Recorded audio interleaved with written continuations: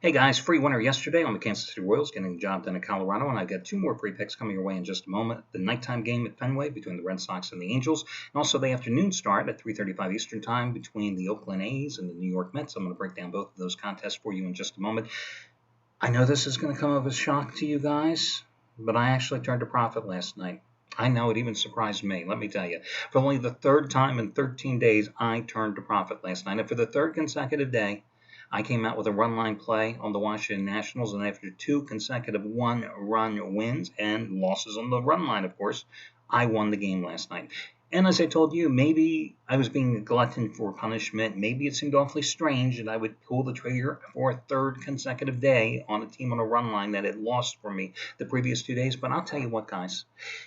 The thing with me, and the thing that I can tell you, which you should take to heart as well, is there is no room for regret in gambling. There is no room for remorse in gambling. If I had not played Washington, which I loved last night, if I had not played the Nationals, and they had won last night easily, which they did behind Steven Strasburg by an 8-1 score, scoring 6 runs in the third inning to break the game open against Arizona, I would have been kicking myself in the ass today, and there would be no living with me. But I never put myself in that position because I believe your hunches, your first inclination, you ride them, and more often than not, they come through. I don't believe in hedging my bets. A lot of handicappers in this business, and a lot of gamblers too. I can't tell you how many times I've heard them say after they lose a particular game, oh, that effing team screwed me. That coach screwed me. That player screwed me. The referee screwed me. Seriously? Come on. Throw a set of balls or else get out of this business and stop gambling. They didn't screw you. You pulled the trigger. It's a 50-50 proposition. There's no guarantees in gambling. Nobody screwed you other than you screwed yourself if you placed the bet. And you have to be able to live with that because every time we place a bet, we know it's a 50-50 proposition. Again, there's no gray area. So today, if I lost last night with the Nationals, I can still live with myself. And winning with the Nationals last night, if you think I'm bragging about it, you are sorely mistaken. Again, 3 winning days in the past 13. Nothing to brag about. I got a lot of work to do. Now, my other play last night was a calculated risk. I thought it was a wise financial investment strategy. I took a 5-dime flyer on the Cardinals as the run line dog at plus 125 to 130 at home against Cincinnati. Naturally, they only won by a single run, 5-4. But I turned a profit. That's all that matters. And really it matters because of my personal life. My wife actually had won more gambling than I have over the past 2 weeks. And that is just sad, guys. I'm telling you right now. I mean, this is the woman who last month I had to make this 23-day road trip where I drove 6,200 miles in 23 days. Well, that covered 18 states in one country outside of the U.S. as we popped over to Windsor, Ontario to go into Canada. She decided to stimulate the economy just about everywhere, other than winning at a casino outside of Battle Creek, Michigan. She managed to lose money in St. Joseph's, Michigan, Aurora, Illinois, at the Blue Chip Casino in Indiana, managed to lose at a number of casinos throughout the state of Oklahoma, lost in Shreveport, Louisiana, lost in Vicksburg, Mississippi. I mean, she really did a hell of a job stimulating the economy throughout. So she had been down. And, when she loses, she's not happy. She's not happy. Never. When she loses, she's just not happy. She's miserable, actually, when she loses. I think it's a trait with my family, other than me. So we happened to be at one of the Station Casinos property in Vegas the other night, and she goes up to the Players Club window and inquires about how many points she has. She never really follows her points. They tell her she has 632,000 points. Well, at the Stations group, 1,000 points is worth $1. So she had $632 just sitting there for cash money that she could gamble with. You would have thought the woman told her that Santa Claus existed. I have my 25th wedding anniversary coming up here in a couple weeks. I don't think I've ever seen her happier. I mean, she was just overjoyed. So she takes $300 of that money, right? She goes and plays that night, and she's a video poker addict. I told you, she hits for $1,000. Well, she is the happiest person in the world. And I'm sitting here going, I've turned a profit going into last night only twice in the previous 12 days. I got to win, guys, because I'm sorry.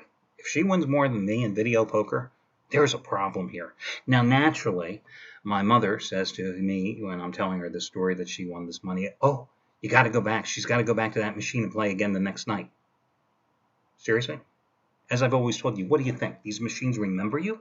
I mean, I hear everybody always say, oh, I got to go back to that machine. That machine was really lucky for me last time. What do you think? They have like a card saying, hey, come on back. We love you. We remember you. We made you money before. Come play me again. It doesn't work that way. It doesn't work that way.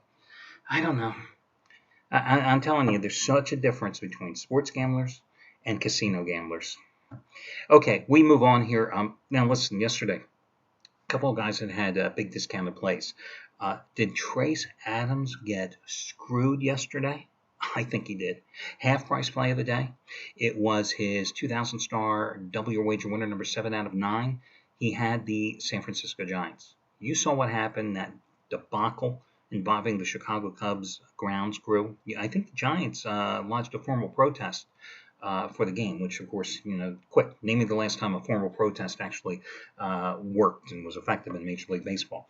What a horrible way to lose a game, a rain-shortened finale. The other one, Chris Jordan, was going for his second 1,000 star top-rated winner in the past, 4 days. Unfortunately, he was on the wrong end of the Cardinals game. I probably cursed him by using the Cardinals myself on the run line. He was on them as well, taking them as the big dog. Jeff Benton, who has been like money in the bank with 50 dime releases, he pushed last night with the Seattle-Philadelphia total. And then Craig Davis scored with Minnesota and Cleveland going over as the $5 play of the day. Now, it's what time is it right now in Vegas? It is 4:49 in the morning, and I'm doing this video because I have nothing better to do at 4:49 in the morning. So I don't know what's going to be available today, who has the big plays, what the discounts, etc. are going to be. So, but listen, go ahead and check it out on the homepage by 2 o'clock Eastern Time, and all the information will be there. Let's break down these games for you. First of all, at Fenway, you got Clay Buchholz, who I've gone against repeatedly this season, and I'm going to do so again tonight, taking on the Angels and Garrett Richards. Now, Richards had a little bit of a rough patch after a phenomenal 2-month run toward the latter stages of July, but he's certainly turned it around once more and turned it on once more, because in 3 starts so far this month, I think his earned run average is like 1.19, and he's personally 2-0 in those 3 starts. The Angels have won 15 of his last 20 starts. 15 of his last 20 starts. In 14 road starts this season, he has an 8-2 record and a 1.96. I think it's a 1.96 earned run average in those 14 road starts. And the team has won 11 of those 14 road starts as well.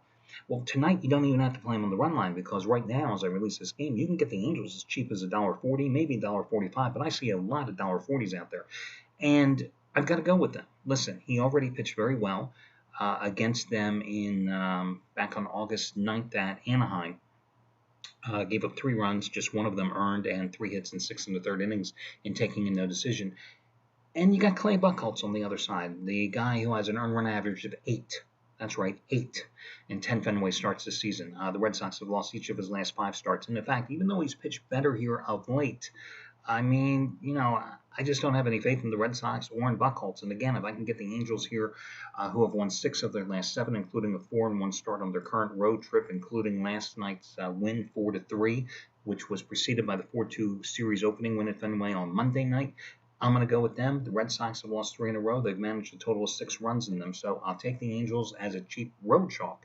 Now, Oakland, got to play them on the run line today, plus $1.25 at home. Again, that's a 3:35 Eastern Time start. Listen, the A's did manage to win last night's series opener, and it was a 6-2 win, and that snapped a 5-game losing streak. In that 5-game skid, they only scored a total of 11 runs. They scored 6 last night. I mean, they are not out of the doldrums yet offensively, that's for damn sure. But the fact is, this is a team that has excelled at home all season this year. I mean, 35-12 run currently at home. Meanwhile, the Mets, they've lost 3 in a row, scored just 4 runs in those 3 consecutive losses.